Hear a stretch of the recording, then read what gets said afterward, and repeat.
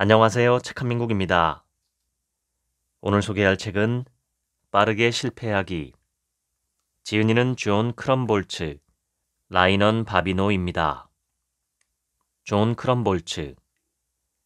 진로 상담 분야의 최고 권위자로 2004년 미국 상담협회로부터 상담계의 살아있는 전설에 선정되었다. 스탠퍼드 대학교에서 교육심리학 연구와 강의를 했으며 스탠퍼드 교육대학원에서 인생 성장 프로젝트 공동 책임자로 활동했다. 상담 심리학에서 가장 권위 있는 상인 레오나 타일러상을 비롯해 지식 기여 특별상, 우수 연구상, 명예의 전당상, 우수 커리어상을 수상했다. 저서로 200여 권이 있다. 라이언 바비노. 존 크럼볼츠 교수와 함께 스탠퍼드 대학교에서 인생 성장 프로젝트를 공동으로 진행했으며 현재는 콜로라도의 볼더 치유센터에서 상담가로 활동하고 있다. 하버드 대학교에서 심리학과 인간 발달 분야의 교육학 석사 학위를 받았고 스탠퍼드 대학교에서 교육심리학 박사가 되었다. 이 책의 요점은 인생에서 행동을 하도록 돕는 것이다. 행복하고 성공적인 사람들은 계획하는 시간을 줄이고 행동하는 데 더 많은 시간을 할애한다. 그들은 세상에 나가 새로운 것을 시도하고 그로부터 야기된 실수를 통해 예상치 못한 경험과 기회로 이익을 얻었다. 그들은 계획하는 데 적은 시간을 쓰고 행동하는 데 많은 시간을 썼다. 사람들은 바쁘다거나 준비가 덜 됐다는 이유로 그 일을 시작할 수 없다고 합리화한다. 몇 가지 문제가 해결될 때까지 기다리며 시작을 미루는 것이다. 그들의 가장 큰 문제는 자신이 원하는 일을 찾지 못하는 것이 아니었다. 정작 중요한 문제는 어떤 일이든 시도하지 않으며 망설이고 움츠린다는 데 있었다. 연구진은 그들에게 공통적인 생각과 행동 패턴이 있다는 사실을 발견했다. 첫째, 그들은 어떤 일을 새롭게 시작하기 전에 정보를 수집하고 거창한 계획과 전략을 세웠다. 둘째, 그들은 큰 성공만 추구하는 경향이 있었다. 하지만 계획을 수립하고 전략을 고민하는 동안 수만 가지 어려운 문제에 봉착했고 결국 포기할 수밖에 없는 근거를 발견했다. 셋째, 그들은 바쁘다거나 준비가 덜 됐다는 이유로 그 일을 시작할 수 없다고 합리화했다. 성공이란 세심하게 잘 짜인 계획이 아니라 연관 없어 보이는 작은 행동들로 시작된다. 성공한 대부분의 사람이 계획을 세우는 데 시간을 쓰기보다 행동하는 데 주력했다. 필자들은 삶을 변화시키도록 용기를 불어넣는 가장 좋은 방법이 문제 해결을 돕는 게 아님을 깨달았다. 오히려 지금 바로 즐거움을 느낄 수 있는 일을 행동으로 옮기도록 인식시키는 일이 중요했다. 어떤 상황에 처해 있어도 즐길 만한 일은 찾을 수 있다. 영감을 주는 새로운 사람들을 만날 수도 있고 호기심을 느끼던 일을 바로 해볼 수도 있다. 낯선 곳으로 여행을 떠날 수도 있고 세계 곳곳에서 경이로운 것들을 발견할 수도 있다. 아무리 현재의 삶에 갇힌 기분이 들어도 상관없다. 언제든 새로운 경험을 맞이할 수 있다. 해답은 단순하다. 만약 삶을 변화시키고 싶다면 지금 당장 즐거움을 만끽할 작은 행동을 시작하라. 즐거움이 있는 곳을 찾으세요. 그러면 즐거움이 고통마저 녹여내릴 테니까요. 조지프 캠벨, 미국 신화학자 및 작가. 20년에 걸친 일련의 연구 실험에서 코넬 대학의 심리학자 앨리스 아이젠은 긍정적인 기분을 느끼는 사람은 사고하는 방식도 다르다는 사실을 밝혔다. 아이젠과 동료들의 다년간의 연구를 종합하면 즐거운 사람들이 훨씬 더 유연하게 사고하며 복잡한 정보를 더 잘 처리할 수 있음을 보여줬다. 하버드 대학의 테레사 아마빌레 교수는 지난 30년간 일터에서 행복을 느끼고 창의적 사고를 끌어내는 요소가 무엇인지 연구했다. 그녀의 연구 결과는 그 열쇠가 내재 동기임을 증명했다. 다시 말해, 일 자체를 기쁨과 만족과 흥미의 원동력으로 삼는 태도였다. 대조적으로 높은 연봉이나 명성, 외부 보상 같은 외재 동기에 의해 일하는 사람들은 상대적으로 창의성이 낮았다. 외형적으로 보이는 성공을 위해 개인적인 즐거움을 희생시키면 창의성은 크게 떨어진다. 오늘 기분이 좋았다면 내일이나 모레 창의적인 생각이 떠오를 확률이 더 높았다. 오늘 느낀 좋은 기분이 며칠 후에 새로운 아이디어를 샘솟게 만든 셈이다. 노스캐롤라이나 대학교의 심리학자 바바라 프레드릭스는 긍정적인 기분은 사람의 생각과 행동 범위를 넓히는 반면 부정적인 생각은 개인의 사고를 제한하는 역효과를 낳는다고 발표했다. 프레드릭스는 많은 실험으로 긍정적인 기분은 새롭고 다양한 사고와 행동을 하게 만든다는 결론을 내렸다. 반면 부정적인 기분은 시야가 좁은 사고와 행동에 그치게 한다는 것을 밝혀냈다. 만약 당신의 기분이 좋다면 좀 더 유연하게 생각하고 도전적인 행동에 뛰어들기 쉽다. 프레드릭슨의 통찰은 필자들의 경험에도 녹아있다. 수만 명의 삶을 연구하는 동안 필자들은 인생의 중요한 기회와 안목은 열정을 따르는 데서 시작된다는 것을 거듭 깨달았다. 1990년 에릭슨은 33세의 청년이었다. 고정 수입이 없었으며 하루하루 근근히 살아갈 뿐이었다.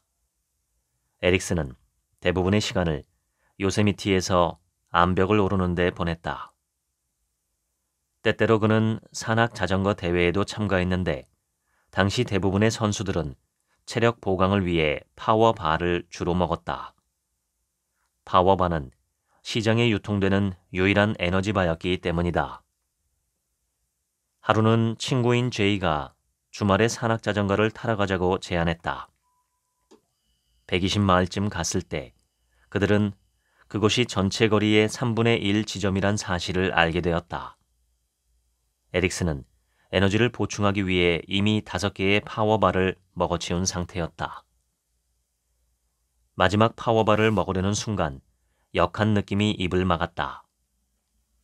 에너지바의 맛과 식감이 좋지 않다 보니 참고 먹기가 어려웠다. 에릭슨의 뇌리를 스치는 한 가지 생각이 있었다. 그래, 내가 더 맛있는 에너지바를 만들면 되지 않겠어? 에릭슨은 에너지바를 만들기 시작했다. 여러 종류의 귀리, 말린 과일, 천연 감미료 등을 사용하며 다양한 방법을 시도했다. 6개월쯤 지나자 드디어 원하는 결과를 얻었다. 에릭슨은 대회 때마다 자신이 만든 에너지바를 친구들과 다른 선수들에게 나눠주기 시작했다. 폭발적인 반응이 쏟아졌다. 1992년 에릭슨은 클리프 바를 정식 상품으로 등록했다. 클리프 바는 처음부터 대박이었다. 2002년 에릭슨은 1억 2천만 달러의 회사를 매각하라는 제의도 거절했다. 그가 즐거움을 주는 산악자전거를 그만뒀더라면 어땠을까? 분명 우연으로 가장된 기회는 영영 그의 것이 아니었을 것이다. 삶에서 느끼는 즐거움도 수면이나 음식 섭취와 다르지 않다. 즐거움을 충분히 느끼지 않으면 삶의 의욕이나 욕구도 없어진다. 성공하는 사람들은 이 사실을 정확히 알고 있다. 그래서 그들 대부분은 정기적으로 즐거움을 느끼려고 노력한다. 마치 수면이나 식사에 신경을 쓰듯이 말이다. 이들은 매일 보람있고 즐거운 활동에 참여하는 기회를 만들기 위해 삶을 조직한다. 그렇다면 어느 정도의 즐거움을 느껴야 할까? 바바라 프레드릭스는 이렇게 밝혔다. 행복하게 정돈된 인생을 사는 한 가지 방법은 한 번의 부정적인 기분을 겪을 때마다 최소 3번의 긍정적인 감정을 경험하는 것입니다. 여기서 말하는 긍정적인 경험은 거창한 게 아니다. 산책을 하거나 친구와 차를 마시는 정도의 단순한 일이다. 핵심은 이 긍정적인 경험이 정기적으로 일어나야 한다는 점이다. 프레드릭슨의 3대 1 비율이 말하듯 긍정적인 경험이 부정적인 경험보다 최소 3배 이상 높아야 한다. 매일 즐거운 행동을 할 기회를 마련하고 의미 있는 일을 통해 성장해야 한다. 즐거운 경험과 성장의 순간은 굳이 거창할 필요가 없다. 다만 매일매일 이루어지기만 하면 된다. 삶에서 긍정적인 경험을 충분히 겪은 후 일종의 정신적인 티핑 포인트에 도달하면 세상을 보는 시각 자체가 달라진다. 좀 더 여유롭고 자신감 넘치게 된다. 또한 어떤 상황에 놓이든 빨리 대처하고 희망과 감사함으로 가득하게 된다. 앞에 놓인 기회에 민감하게 반응하고 행동에 직접 뛰어들게 된다. 반대로 즐거움을 지속적으로 느끼지 못하면 부정적인 감정에 휩싸인다. 절망감에 빠져 어떤 일도 하고 싶지 않게 된다. 도대체 좋아질 것 같지가 않아 라고 느끼는 것이다. 그러니 기회가 와도 좀처럼 보지 못한다. 설사 본다 한들 너무 피곤하고 무관심해진 나머지 행동으로 옮길 엄두를 내지 못한다. 먼저 자신의 감정적 경험의 패턴을 살펴야 한다. 그중 한 가지 도구는 일기다. 많은 연구에 따르면 매일 일기를 작성하면 상당한 정서적, 인지적, 조직적 이점이 있음이 밝혀졌다. 일기는 굳이 구체적으로 쓸 필요가 없다. 그저 일상에서 관찰한 것들을 몇 분 동안만 기록해도 분명 도움이 된다. 날마다 일기에 담아볼 만한 내용은 다음과 같다. 오늘 특히 즐거웠던 일은 무엇인가? 오늘 배운 흥미로운 사실은 무엇인가? 삶과 일, 가족과 친구에 대해 감사함을 느낀 일은 없었는가? 호기심을 자극한 일은 무엇인가? 놀라움으로 가득 차게 한 것은 무엇인가? 아름다우며 영감을 불러일으키는 것을 보았는가? 새롭게 시도해본 일이나 처음 가본 곳이 있었는가? 사람들과의 관계에서 보람찬 일이 있었는가? 어느 도자기 공예 선생님의 실험 이야기를 살펴보자. 강사는 학생들을 두 그룹으로 나누고 채점 기준을 설명했다. 도자기 50개를 만든 학생은 A를, 40개를 만든 학생은 B를 받게 될 것입니다. 또 다른 그룹의 학생들에게는 한 학기 동안 만든 작품 중에 최고로 잘 만든 작품 한 점만으로 점수를 받게 될 것입니다. 라고 설명했다. 한 그룹은 양으로만, 또 다른 그룹은 질로만 평가한다는 것이다. 드디어 한 학기가 끝났다. 강사는 매우 흥미로운 사실을 발견했다. 미적, 기술적, 섬세한 면에서 최고의 작품을 제출한 학생들이 모두 양 중심 그룹에 속해 있다는 것이었다.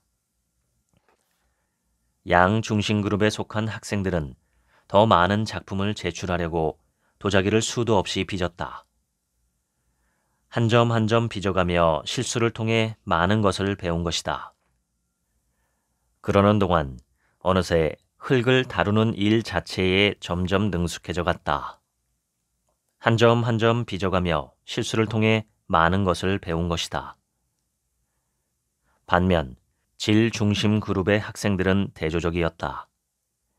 완벽하고 정교하게 빚은 도자기 한 점을 제출하기 위해 세밀한 계획을 세웠고 결국 대부분의 학생은 학기가 끝날 때까지 몇 점도 완성하지 못했다. 연습이 턱없이 부족했기 때문에 실력도 나아지지 않았다. 필자는 이 실험의 예를 무척 좋아한다. 이 실험에 중요한 원칙이 담겨 있기 때문이다. 성공하는 이들의 절대 원칙, 바로 재빨리 행동에 뛰어들기를 설명하기 쉽기 때문이다. 그들은 실수나 실패를 피할 방법을 찾느라 많은 시간을 쓰지 않는다. 오히려 능력과 지식의 한계를 드러낼 기회를 열심히 찾아다닌다. 이 행동은 그들을 무엇이든 재빨리 배우게 만든다. 반대로 실패하는 사람의 공통점은 준비가 덜 된 것을 시작하지 않아야 할 신호로 여긴다. 그리고 계획을 새롭게 바꿔볼 궁리를 한다. 점점 더 많은 시간을 준비와 계획에 쏟아붓는 것이다. 매혹적인 연기, 아름다운 예술작품, 창의적인 비즈니스와 천재적인 발견은 남다른 재능이 있어서 완벽하게 형성되었다고 생각했을지 모른다. 그러나 정확히 말하면 모두 수백 번의 실수와 실패로 일궈진 것들 뿐이다. 하워드 슐츠의 스타벅스 창립은 많은 실수로부터 성공을 이끌어낸 대표적인 사례다. 설립 당시 슐츠는 스타벅스의 모델로 이탈리안 커피숍을 점 찍었다. 지금 스타벅스는 어떤가? 초창기 컨셉트와는 비슷한 구석이 없다. 최초의 스타벅스 매장에는 바리스타들이 나비 넥타이를 메고 있는가 하면 끊임없이 오페라 음악이 흘러나왔다. 메뉴는 이태리어로 되어 있어 손님들이 짜증을 내곤 했다. 제대로 앉을 의자도 없었고 무지방 우유는 취급하지도 않았다. 스타벅스는 수천 가지의 실험과 개선을 통해 지금의 모습을 이뤘다. 더 빨리 배우기 위해 더 빨리 실패하라 라는 지론은 흔히 실리콘밸리 사업가들이 말하는 실패하며 전진하기와 같은 의미다. 신제품을 가능한 빨리 선보여 피드백을 얻고 이에 따른 기회나 취약점을 파악하라는 의미다. 그리고 그 다음 행보를 결정하라는 의미다. 성공하는 이들은 어떤 것이든 배우고 터득하는 최선의 방법이 가능한 빨리 실패하는 것이라는 사실을 분명히 알고 있다. 실수를 피하기 위해 공부하고 준비하며 질질 끄는 대신에 이들은 즉시 행동한다. 자신들의 노력이 완벽에는 한참 미치지 못하거나 경쟁력이 전혀 없어도 말이다. 성공은 대개 위태로운 상황과 어설픈 노력으로부터 시작된다. 훌륭한 뮤지션이 되고 싶다면 먼저 엉망인 음악을 수없이 연주해 봐야 한다. 언제나 탁월한 결정을 내리는 비즈니스맨이 되고 싶다면 먼저 진부한 결정을 내리는 일정 시간을 보내야 한다. 소설을 한 권 쓰고 싶다면 먼저 하찮은 이야기들을 써봐야 한다. 중국어를 유창하게 하려면 먼저 형편없는 중국어를 많이 해야 한다. 훌륭한 테니스 선수가 되려면 먼저 수많은 경기에서 패배하는 경험을 쌓아야 한다. 생각해보라. 실수를 한다고 죽지는 않는다. 오히려 실패를 피하려는 삶이 당신을 구속한다. 실패를 피하려는 것이 오히려 실패의 확실한 원인이 된다. 실패에 대한 두려움은 다양한 모습으로 변장해 나타난다. 게으름, 남의 성공에 대한 질투, 주의력 결핍, 우유부단함, 의심 등이다. 사람들은 자신의 능력이나 재능이 의심되면 잘하는 것만 하려는 경향을 보인다. 자신의 전문성이나 능력에 의구심을 던질 만한 행동은 절대 하지 않는다. 시도하기 전에 내가 정말 잘할 수 있는 일인가? 내가 똑똑하고 능력 있으며 성공할 만하다는 것을 만방에 알릴 수 있을까? 라고 자신에게 물어보는 것이다. 하지만 초보자의 마음으로 임하면 선택 가능한 행동은 무궁무진하게 많다. 새로운 것을 배우거나 친구를 사귈 수도 있고 자신이 몰랐던 호기심을 발견할 수도 있다. 아니면 그저 순간의 기쁨을 만끽하는 그 자체도 의미가 있다. 확신이 없는 것을 시도할 때 초보자의 마음가짐으로 활동에 접근한다면 상황을 유연하게 받아들이며 앞으로 나아가게 만든다. 그냥 시도하라. 항상 호기심을 갖고 즐겁게 행동하라. 실적이 아닌 배움에 초점을 맞춰라. 실수를 당연하게 여겨라. 다른 사람들을 선생님으로 보고 도움을 요청하라. 자신이 모르던 것을 발견하려고 애써라. 전문가처럼 보이려고 하지 말고 모르는 것을 발견하려고 노력하라. 큰 생각은 자유다.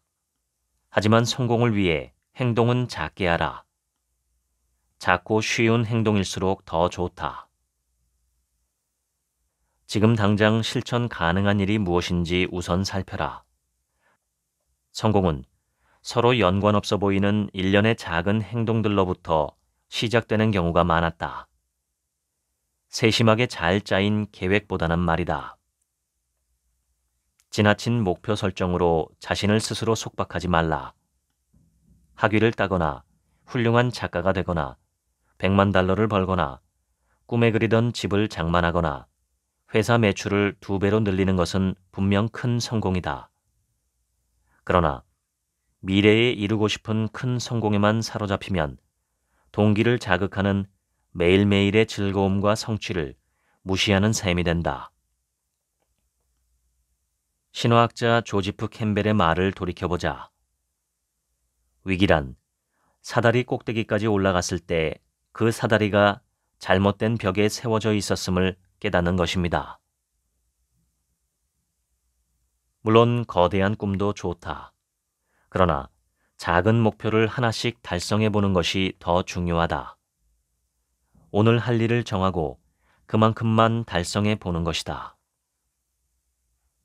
작은 성공의 개념은 미국 인지심리학 대가인 칼 와익 미시간대 경영대학원 교수의 기념비적 논문 작은 성공, 사회적 문제의 잣대를 재정립하기위해서 그 시초를 찾을 수 있다.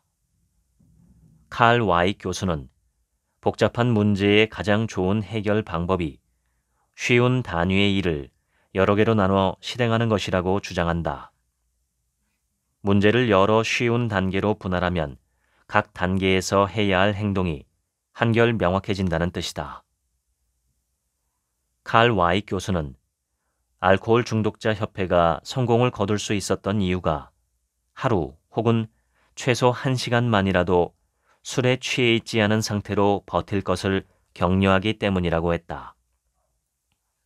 다시 말해 칼 와익 교수가 제안하는 전략은 가시적인 성과를 낼 수 있는 작은 단위의 일들로 나누어 실행하는 것이다. 여기서 핵심은 가시적이라는 단어다. 직접 손으로 만지거나 남들에게 보이거나 비교해 볼 수 있는 것처럼 확인 가능한 결과를 내는 것을 뜻한다. 미국의 코미디언 크리스 록은 그의 전국 공연에 포함된 복잡하고 다양한 농담을 생각해내기 위해 작은 코미디 장소에서 수백 개의 아이디어를 테스트한다. 플라이 레이디라는 애칭으로 잘 알려진 말라 실리는 미국인들에게 집안 정리의 달인으로 불린다. 그녀는 자신이 이름 붙인 5분 동안의 방 구출법을 열심히 실천하고 있다. 그녀는 이렇게 말했다. 만약 도저히 감당 안 될 정도로 집안이 어지러져 있다면 문제가 가장 심각한 장소로 가서 타이머로 5분을 맞춰두세요. 그리고 타이머가 울릴 때까지 마치 춤을 추듯 최대한 빠르게 움직이며 물건들을 치우는 겁니다. 타이머가 울리면 그날의 청소는 끝이죠. 그 다음 날도 같은 행동을 하세요. 어느새 말끔하게 치워진 집 전체를 보고 깜짝 놀라시게 됩니다. 큰 그릇 속에 효모 하나가 밀가루를 발효시키듯 오늘 시작한 작은 행동이 내 모든 것을 변화시킬 것이다. 영국 심리학자 마리안 반 아이크 맥케인. 작은 행동들을 위한 제안들. 행동의 내용을 명확히 한다. 행동은 구체적으로 정의할 수 있어야 한다. 행동은 쉬워야 한다.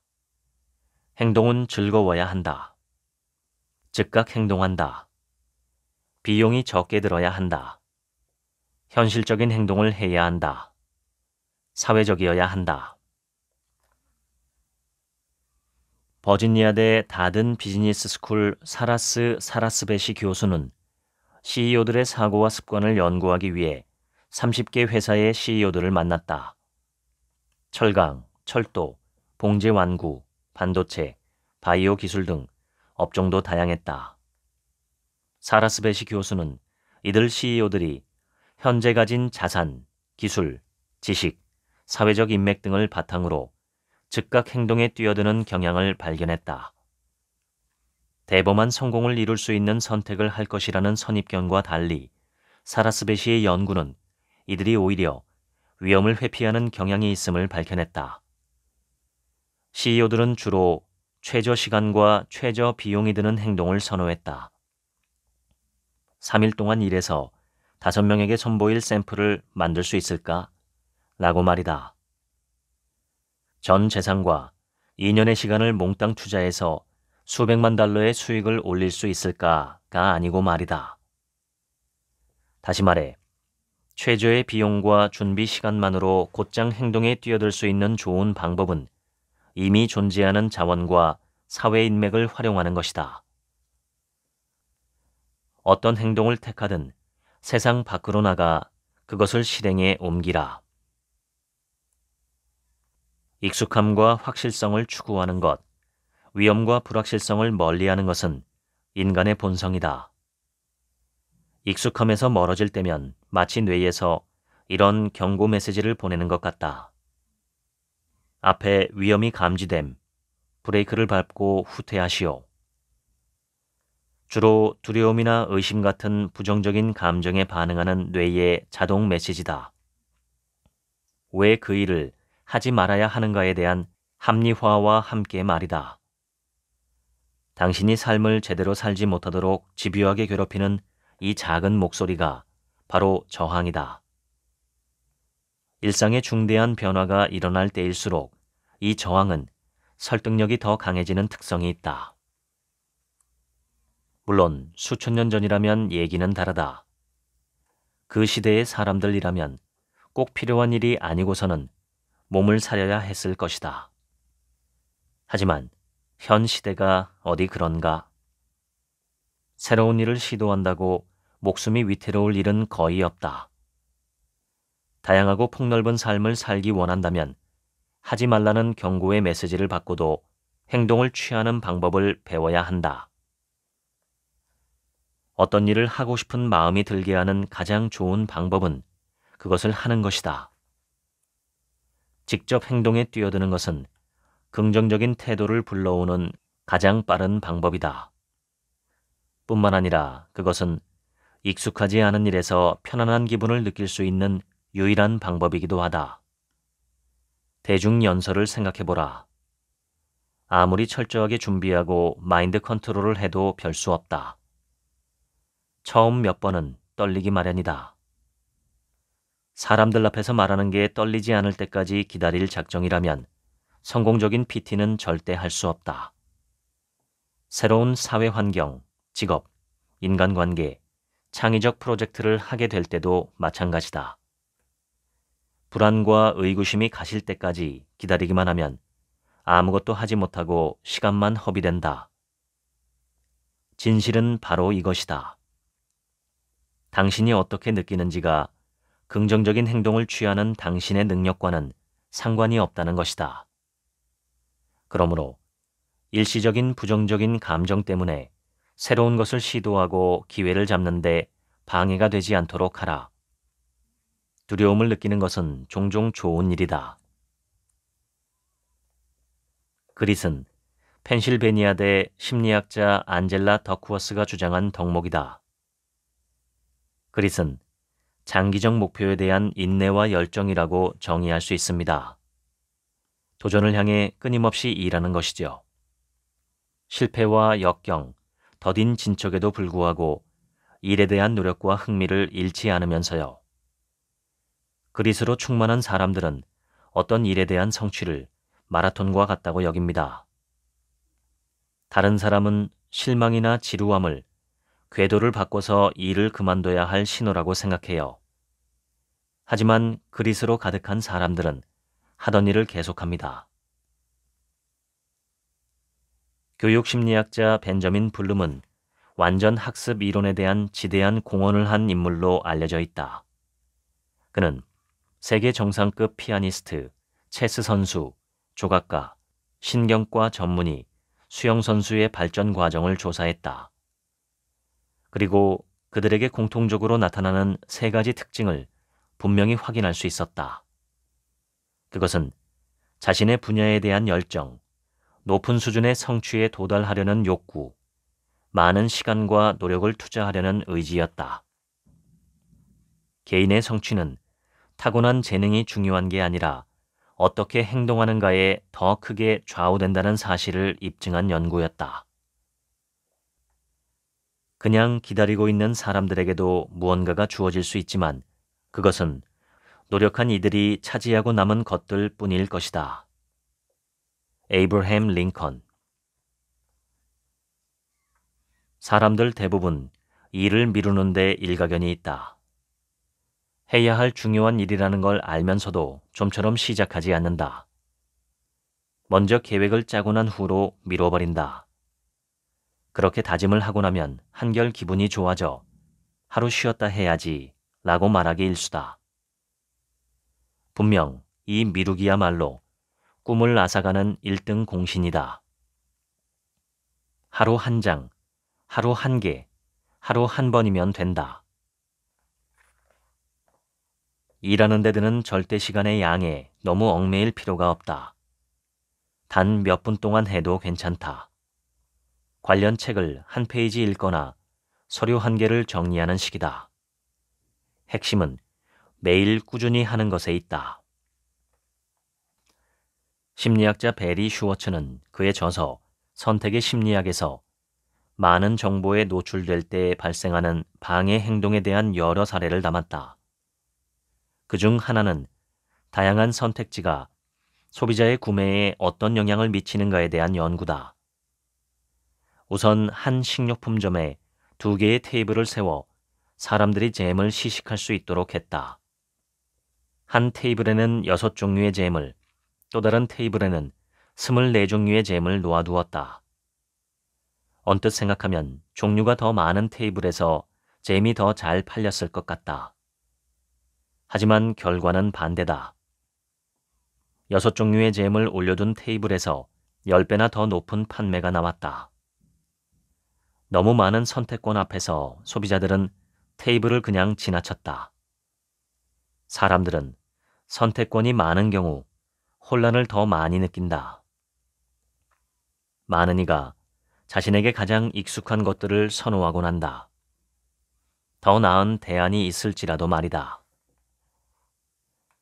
프린스턴대의 샤퍼 교수는 스탠퍼드대의 앤서니 바스타디와의 공동 연구에서 분석 혼란의 또 다른 특징을 제시했다. 실험 대상자들은 모두 대학생으로 이루어진 그룹이다. 이들은 프린스턴대 입학 합격자로서 어떤 지원자가 적합한지 평가하는 역할을 맡았다. 첫 번째 그룹의 학생들이 평가할 지원자는 학교 축구팀 선수로 활약했고 든든한 추천장이 있으며 학교 신문의 편집장으로 일한 경험이 있었다. 미 대학 수학능력시험 SAT에서 총 1250점을 획득하고 내신 평균 성적 B의 지원자였다. 실험 참가자 57%는 이 지원자에게 입학 허가를 내려도 좋다고 평가했다. 두 번째 그룹의 학생들도 동일한 지원자를 평가했다. 하지만 한 가지 조건에 차이가 있었다. 지원자의 내신 성적 보고가 확실하지 않다는 점이었다. 학생의 상담교사가 제출한 것은 평균 B였지만 대학교 행정실에서 보고한 성적은 평균 A였다. 학생들은 대학에서 점수를 확인하는 중이며 며칠 내로 정확한 성적을 보고받게 될 거라는 말을 들었다. 바로 이 상황에서 학생 평가자들은 지금 해당 학생의 입학 허가를 내릴 것인가, 아니면 불합격 처리를 할 것인가, 아니면 명확한 점수가 나올 때까지 기다릴 것인가 라는 세 가지 경우 중 하나를 결정해야 했다. 74%의 평가자들은 점수를 기다리겠다고 답했다. 잠시 후 확실한 점수를 기다리겠다는 평가자들은 지원자의 정확한 평균 점수가 B라는 사실을 듣게 되었다. 이제 지원자의 합격 여부를 판단할 수 있다. 첫 번째 연구 집단에서는 평점이 같은 지원자를 절반이 넘게 합격시켰다. 아마 비슷한 결과가 나올 것이라고 예상할 수도 있을 것이다. 결과는 어떻게 됐을까? 과반수가 넘은 54%의 실험 참가자들은 해당 지원자를 불합격 처리했다. 이유는 간단했다. 내신 성적을 기다리는 것이 의사결정의 핵심 문제가 되었기 때문이다. 샤퍼와 바스타드의 연구가 제시한 것은 이렇다. 사람들은 추가적인 정보를 얻기 위해 의사결정을 미룰 수 있는 기회가 오면 이를 쉽게 선택한다는 것이다. 하지만 막상 그 정보를 얻게 되면 그 정보가 과대평가되어 의사결정에 혼란을 빚는다. 불필요하게 깊은 사고와 분석 과정이 우리의 행보를 방해한다는 것이 입증된 셈이다. 지나친 사고와 분석으로 자신감과 에너지를 고갈시키는 일을 중단하라. 의사결정의 크기를 줄여라. 해답은 의외로 간단하다. 결정을 감당해 볼 만한 작은 크기로 줄이는 것이다. 지금 결정이 한 달 혹은 1년이나 5년 후 어떤 영향을 미칠지 고민하는 대신 간단한 단계를 시도해 보라. 그리고 자신에게 이렇게 질문해 본다. 나는 이 일을 더 알아보고 싶어 하는가? 미래에 커다란 영향을 미치는 복잡한 문제도 마찬가지다. 언제나 기회비용이 적은 간단한 단계를 먼저 시도하라. 기회가 찾아온다면 예라고 답하라. 사람의 차이는 미미하다. 그러나 그 미미한 차이는 큰 차이를 만들어낸다. 미미한 차이는 태도다. 그리고 그 생각이 긍정적이냐 부정적이냐 하는 것이다. 티베트의 어느 라마승이 미국을 처음 방문하게 되었다.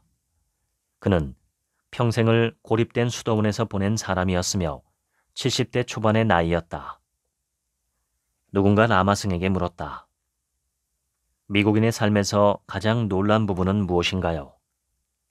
라마승이 답했다. 내가 제일 놀란 부분은 수많은 미국인이 자신의 즐거움이 무엇인지 알면서도 스스로 속이고 있다는 사실입니다. 미국인들은 어떤 것에 끌려도 자신의 감정을 무시하거나 몸을 사리더군요. 이것이 그가 본 서구 문명의 큰 비극이었다.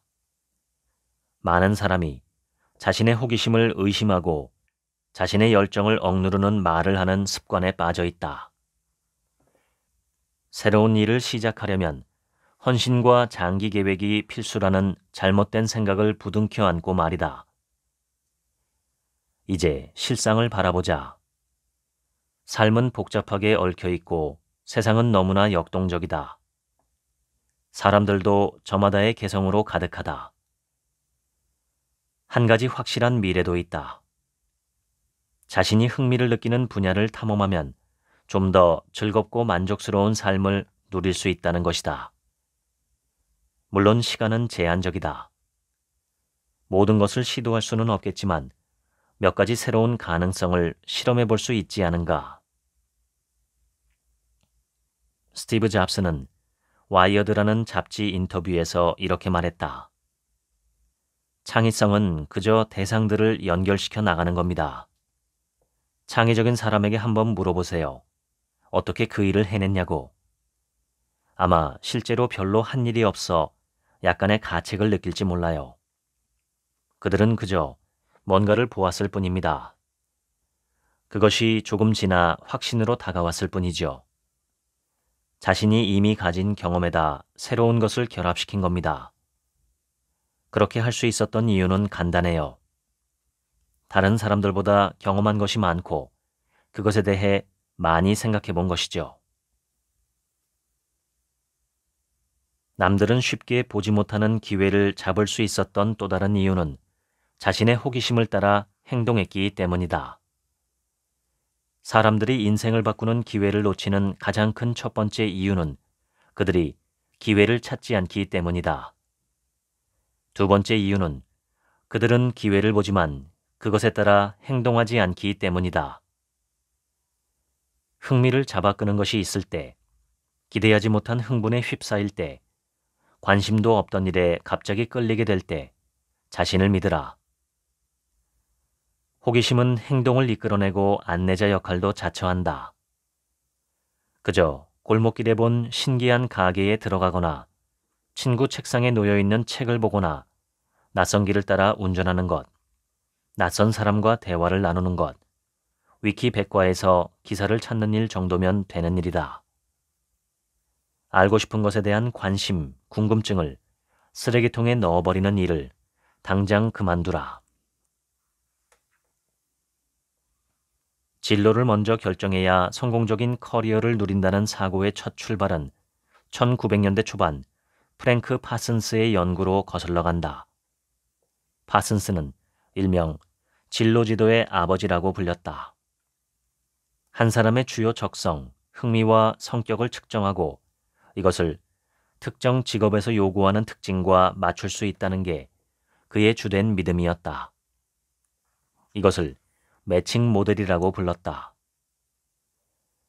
사람은 다양한 개성으로 가득 차 있다. 관심사도 늘 바뀐다. 심지어 관심사가 날마다 바뀔지도 모른다. 그러니 당신을 어떤 불변의 특징들로 설명할 수 있다는 개념은 꽤나 위험하다. 주변에 당신은 이런 사람이며 이런 직업이 어울려요 라고 말하는 사람이 있다면 이를 가볍게 무시하라고 권하고 싶다. 현대사회의 가장 역동적이고 급성장하는 구글, 애플, 아마존, 페이스북 같은 기업들을 살펴보라. 이런 기업들은 10년 전에 존재하지도 않았던 다양한 보직에 수천 명을 고용하고 있다. 아직 생겨나지도 않은 일자리라면 그 어떤 상담사, 진로 테스트도 당신을 인도해 줄 수 없지 않겠는가. 앞으로 인생을 사는 동안 그 이전에는 생각하지 못했던 수많은 새로운 기회들을 만나게 될 것이라는 점은 너무나도 분명하다. 가벼운 계획이 똑똑한 계획이다. 페이스북은 가벼운 접근을 시도한 대표적 기업이다. 페이스북은 처음에 간단한 메시지를 전달하는 서비스에 불과했다. 하지만 시장이 내놓은 이런저런 반응을 빠르게 접목시키며 부가적인 사양을 더해 급격히 진화했다. 가벼운 접근의 시초는 도요타에서 가벼운 제조혁명을 주도했던 타이치 오노와 시에고 신고다. 그 핵심 개념 중 하나는 일본어로 겐지 겐부츠라고 하는데 직역하면 나가서 직접 보라 정도가 된다. 그 의미는 어떠한 비즈니스 과정이나 문제도 직접 가서 관찰하지 않는 한 확신할 수 없다는 것이다. 간접적인 정보에만 의지해서 어떤 사실을 당연시하는 것은 어리석다는 의미를 포함하고 있다. 아무리 많은 책을 읽고 사람들에게 묻고 질문을 하거나 리서치를 해도 소용없다. 그것은 그냥 그들의 의견일 뿐, 나 자신의 의견이 아니다. 특정 직업에 대해 내가 어떻게 느끼는지 알려면 가능한 많은 경험을 직접 해보는 것만큼 확실한 것은 없다. 수천 명의 삶을 지켜보며 깨달은 것이 있다. 즉시 행동으로 옮기고 배워가면서 방향을 바꿔가는 태도가 그 어떤 잘 짜인 계획보다 중요하다는 것이다. 꿈을 이루기 위한 가벼운 접근법. 1. 최소한의 가시적 행동을 계획하라. 3개월, 1년 혹은 5년 단위의 준비 계획을 세우느라 걱정할 필요는 없다. 그 대신 다음 한 주간 경험할 것과 그것을 통해 배울 점에 집중한다. 2. 새로운 것을 시도하게 하여 많은 것을 배우게 하는 작은 행동들에 노력을 기울여라. 곧바로 피드백을 얻을 수 있는 행동들을 즐겁게 시도하라. 3. 당신이 호기심을 느끼는 직업에 대해 갖고 있던 가정이 옳은지 그른지 확인하라.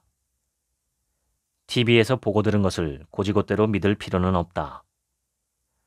관련된 자원봉사를 지원하거나 관련 분야의 개론 수업을 수강할 수 있다. 4.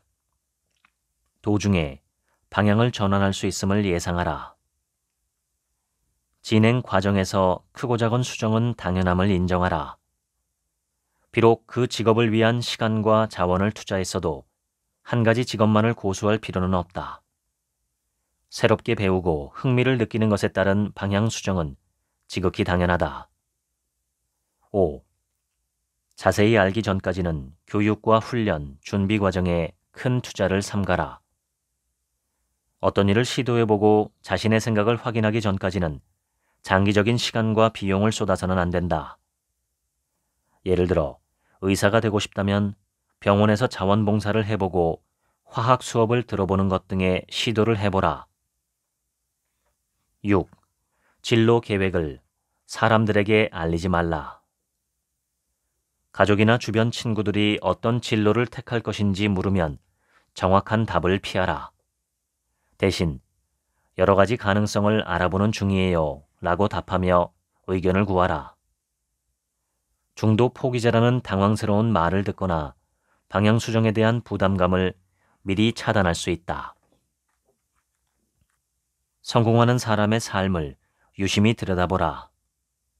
친구, 멘토, 조언자, 가족과 같은 든든한 공동체의 힘을 입지 않은 개인적 성공이란 사실상 존재하지 않는다. 우리들은 네트워킹이라는 단어보다 공동체라는 단어를 사용한다. 개인의 인간관계를 보는 새로운 시각을 제안하고 싶어서다. 전통적인 비즈니스에서는 자신에게 도움이 되는 자원을 제공해줄 사람들과의 인맥 구축이 중심이 된다. 반면 자신의 목표가 공동체 형성이라면 그야말로 다른 사람과의 교제가 중심이 된다. 내면의 대화를 시도하게 되는 것이다. 즐거움, 열정, 호기심, 감정, 가치, 열망, 심지어 엉뚱한 생각까지도 함께 나눌 수 있다. 다양한 사람들과 의미 있는 인간관계를 맺는 일보다 삶을 더 풍요롭게 하고 새로운 기회로 이끄는 것은 없다. 하버드 의과대학의 니콜러스 크리스타키스 박사는 32년간 12,067명을 대상으로 사회적 영향이 비만에 미치는 영향에 대해 연구했다. 그 결과 비만이 전염성이 매우 강하다는 사실이 밝혀졌다. 만약 친한 친구 한 명이 비만이 되면 자신이 비만이 될 확률이 57%로 증가한다. 더 놀라운 것은 친구의 친구가 비만이 되어도 자신 역시 비만이 될 확률이 25%로 증가한다는 것이다. 문제의 그 친구가 다른 도시에 살고 있을지라도 말이다. 크리스타키스 박사는 자신의 연구 결과를 요약하며 주변 사람들을 보면 수용 가능한 체형에 대한 생각이 바뀝니다 라고 말했다. 행복은 전염된다에서 그는 사람들이 서로 영향을 주고 또 서로를 따라하게 되는 현상을 다뤘다. 예를 들어 단정한 잔디밭을 소유한 이웃이 많은 사람은 잔디밭을 흠잡을 데 없이 깔끔하게 유지하는 경향이 높다고 한다. 공부를 열심히 하는 룸메이트가 있는 학생은 책을 열심히 읽고 식당에서 폭식을 하는 손님 옆에 앉은 사람들은 더 많이 먹는다. 발랄한 친구가 많은 사람은 더 행복하기 쉽다. 우울증, 자살과 폭력, 외로움도 마찬가지다. 이 모든 것들은 전염성이 매우 강한 것으로 조사되었다. 연구가 시사하는 점은 이것이다. 지금 당신의 주변 사람들이 당신의 행동뿐 아니라 당신이 믿는 가능성에까지 영향을 미친다는 점이다. 행동과 사고는 강한 전염성을 가지고 있다. 만약 당신이 활동적이고 열정적이며 긍정적이면서도 따뜻한 인간미를 소유한 사람들에게 둘러싸인다면 당신도 그들과 같은 사람이 된다. 성공, 그리고 즐거움과 행복의 답을 우리는 작은 행동에서 찾았다. 1. 즐거움의 요소를 잊지 말자. 자신이 즐거움을 느끼는 일을 하면 모든 것에 좀 더 감사하는 마음을 갖게 된다. 창의적인 생각을 하게 되고 일도 더 생산성 있게 하며 기대하지 못한 기회도 적극 활용하게 된다. 그러니 오늘부터 시작하라. 그야말로 즐거운 시간을 보내라. 책을 읽거나 마사지를 받거나 아주 맛있는 점심을 먹거나 친구와 수다를 떨어보라. 2. 가능한 한 빨리 어떤 일이든 실패하고 망쳐보라. 성공하는 사람은 어떤 일을 망쳐보는데 나름의 요령이 있다. 이들은 일부러 자신의 능력과 지식의 한계에 부딪힐 수 있는 상황을 찾는다. 그래서 모르던 사실을 깨닫고 배울 수 있도록 노출시킨다. 해보고 싶은 일이 있다면 스스로에게 허락하고 바로 돌진해서 실패를 경험해보라. 무대에 나가 엉망으로 춤을 춰보거나 레스토랑의 소믈리에에게 어설픈 프랑스어로 말을 건네보라. 3. 일상의 패턴에서 벗어나라. 기대하지 못한 기회나 아이디어는 새로운 활동을 하거나 낯선 곳을 탐험하거나 새로운 사람들을 만날 때 마주칠 수 있다. 그러니 오늘 당장 자신의 근거지, 습관, 사고방식에서 한 걸음 벗어나 새로운 가능성들을 경험해보라. 늘 다니던 퇴근길을 벗어나거나 색다른 연극을 관람하거나 해외 잡지를 읽어보는 건 어떨까? 성공하는 사람들은 계획을 세울 때 가벼운 접근법을 실천한다. 어떤 일을 실험해보고 관련 정보를 모으며 도중에 방향을 바꾸는데 큰 투자나 장기간의 헌신을 하지 않는다. 오늘 할 일을 정하라. 흥미로운 일을 위해 작은 단계부터 실행하라. 전문가와 대화를 나누거나 관심 있는 회사에 방문하거나 컨퍼런스에 참석하거나 책을 한 권 읽거나 샘플을 만드는 것이다. 4. 계획을 세우지 마라. 성공한 사람들은 계획에 대해 가볍게 접근한다. 그들은 큰 투자나 장기적인 약속 없이 실험하고 정보를 수집하고 진로를 조정하기 위해 작은 단계를 밟을 수 있는 방법을 찾는다. 이것을 염두에 두고 오늘 할 수 있는 일에 집중하라. 5. 자신감을 얻고 싶다면 바로 행동해보라. 어쨌든 행동하라. 새로운 도전 앞에서는 불안하고 두렵기 마련이다. 이런 부정적인 감정은 당신의 행보를 가로막는다. 자신감을 얻고 기분을 향상시킬 가장 좋은 방법은 바로 행동하는 것이다. 아무것도 하고 싶지 않은 기분일지라도 말이다. 부정적인 감정 때문에 어떤 일을 하기에 망설여지더라도 시도해보라.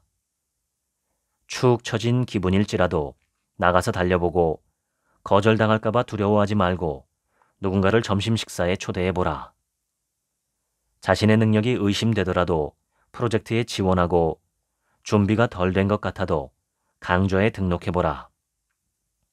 이제 세상으로 나가 가능한 한 빨리 실패해볼 차례다. 그리고 또 실패를 향해 정진하라. 자기를 잃어버리지 말라. 자기의 본질에서 벗어나지 않는다면 다른 건 다 잃어도 좋다. 요한 볼프강 폰 괴테. 지금까지 빠르게 실패하기 읽어드렸습니다. 지금부턴 제 얘기입니다. 인간은 습관의 동물입니다. 어떤 행동을 반복하면 습관이 되고 일단 습관이 되면 어렵지 않게 그 일을 계속할 수 있습니다. 예를 들어 운동 습관이 그렇습니다. 운동을 전혀 하지 않던 사람이 운동하는 습관을 들이고 싶다면 아주 쉬운 방법이 있습니다. 하루에 10초만 투자하면 됩니다. 그것은 제자리에 서서 앉았다 일어나는 맨몸 스쿼트를 한 개 하고 그 다음에 팔굽혀펴기 하나를 하는 것입니다. 개수를 늘릴 생각은 하지 않고 그냥 날마다 스쿼트 하나, 팔굽혀펴기 하나만 한다고 생각하면 근력은 점점 늘어납니다. 그 과정에서 근육통이 생기면 이틀에 한 번씩 해도 됩니다. 중요한 것은 꾸준하게 하는 것이고 꾸준하게 하는 가장 좋은 방법은 기록하는 것입니다. 운동 초기에는 그냥 탁상 달력에 OX 표시를 해도 됩니다. 운동을 한 날은 O, 하지 않은 날은 X로 표시하는 것이죠. 그 달력을 날마다 볼 수밖에 없는 위치에 놓고 표시를 해나가면 좋습니다. 꾸준하게 운동하기 위해서 중요한 점은 진입장벽이 낮아야 한다는 것인데, 다시 말하면 운동이 힘들지 않고 쉬워야 하고 그 시간도 짧아야 한다는 것입니다. 그렇게 해서 무슨 운동이 되겠느냐는 의문이 들기도 하겠지만 그것은 운동을 하는 것이 아니라 운동을 하는 습관을 들이는 과정입니다. 먼저 아주 가벼운 운동을 꾸준히 하는 습관을 들인 이후에 진짜 운동을 할 수 있습니다. 제가 예전에 말씀드린 내용이기도 합니다만 저는 20대 초반까지 턱걸이를 하나도 하지 못했습니다. 어떻게 해야 턱걸이를 할 수 있는지도 몰랐죠. 그러다가 어느 날 우연히 학교를 갔다 귀가하는 길에 동네 놀이터에 있는 어린이용 구름다리를 보았습니다. 철봉이 사다리처럼 지면과 평행하게 연결되어 있는 구름다리였죠. 날은 어두웠고 공원에는 아무도 없었습니다. 그래서 그냥 한번 매달려보자 하는 생각으로 철봉에 매달려서 팔에 힘을 주고 턱걸이를 시도했습니다. 당연히 안 됐죠. 그리고 아무 생각 없이 그냥 집으로 갔습니다. 그렇게 하는데 아마 30초쯤 소요된 것 같습니다. 그 다음 날도 그리고 그 다음 날도 귀가할 때마다 그 놀이터에서 똑같이 매달렸습니다. 날마다 1분 정도 철봉에 매달려서 되지도 않는 턱걸이를 하기 위해 용을 쓰고 결과와 상관없이 그냥 돌아왔습니다. 그런데 그렇게 한 달쯤 되었을 때 어느 날 갑자기 3개의 턱걸이를 하게 되었습니다. 참 신기하죠. 어저께만 해도 하나도 하지 못했는데 오늘 갑자기 3개가 되니까 말입니다. 신이 나서 더 열심히 하게 됐죠. 그러자 한 번에 할 수 있는 턱걸이 개수가 점점 늘어났습니다. 20년쯤 지났을 때 어떤 지인이 20년 전에 제가 했던 고민과 똑같은 고민을 토로하는 것을 들었습니다. 자신은 턱걸이를 하나도 할 수 없다는 것이죠. 그래서 제가 날마다 철봉에 한 번씩만 매달려 보라고 제안했습니다. 한 번 매달릴 때 자신이 매달릴 수 있는 시간만큼만 매달리는 것이고 최대 1분 정도면 됩니다. 자신이 1초밖에 매달리지 못하면 그 1초만 날마다 하면 됩니다. 그러면 그 1초가 10초가 되고 30초가 되고 분명히 점점 늘어납니다. 날마다 그렇게 하면 한 달 안에 분명히 턱걸이를 할 수 있게 될 거라고 제가 말했죠. 그리고 그 지인은 20여일 만에 턱걸이를 하게 되었고 그 후로 평행봉 운동까지 즐기게 되었습니다. 아주 작은 행동이라도 반복이라는 은인을 만나면 큰 성취로 이어질 수 있습니다. 오늘 소개한 이 책에서는 특히 그 과정에서의 즐거움을 강조합니다. 아주 작은 즐거움을 가져오는 최소한의 행동을 날마다 꾸준히 실행해 보라는 것이 저자들의 제안입니다. 저도 이것이 좋은 습관을 들이는 타고난 방법이라고 생각합니다. 작은 행동을 하면 작은 실패를 하게 되고 작은 실패가 계속 이어지면 점점 더 큰 성공을 이루게 됩니다. 핵심은 꾸준하게 할 수 있는 나의 의지입니다. 의지에서 의와 지는 한자로 둘 다 뜻이라는 말입니다. 어떤 뜻을 일으키는 것, 어떤 마음을 일으키는 것, 그것은 나만 할 수 있습니다. 우리는 우리의 마음을 우리가 통제할 수 없는 것처럼 생각하는 경향이 있지만 사실 우리의 마음은 우리가 통제할 수 있는 유일한 것일지도 모릅니다. 좋은 마음을 일으키고 좋은 뜻을 일으키는 것은 순수한 우리의 결정입니다. 그것이 습관을 만들고 인생을 만들죠. 생각이 행동을 만들고 행동은 습관을 만들며 습관은 운명을 만든다는 유명한 말처럼 말입니다. 우리 마음의 뜻과 생각은 인생이라는 밭에 우리가 심는 씨앗과 같습니다. 그리고 행동과 습관은 햇볕과 물을 주는 것과 같지요. 그러면 열매가 맺히는 것은 필연적입니다. 그래서 심은 대로 거둔다는 말이 무서운 것입니다. 좋은 것을 심으시길 바랍니다. 다음 주 목요일 저녁 8시에서 10시에 서울 지하철 강남역 인근에서 제가 명상과 마음 경영을 강의하는 책인심 강의가 있습니다. 이 영상 설명란의 더보기 버튼을 누르시면 신청 링크가 있으니 많은 신청 부탁드립니다. 지금까지 책 한 민국의 하루치 생각이었습니다. 들어주셔서 감사합니다.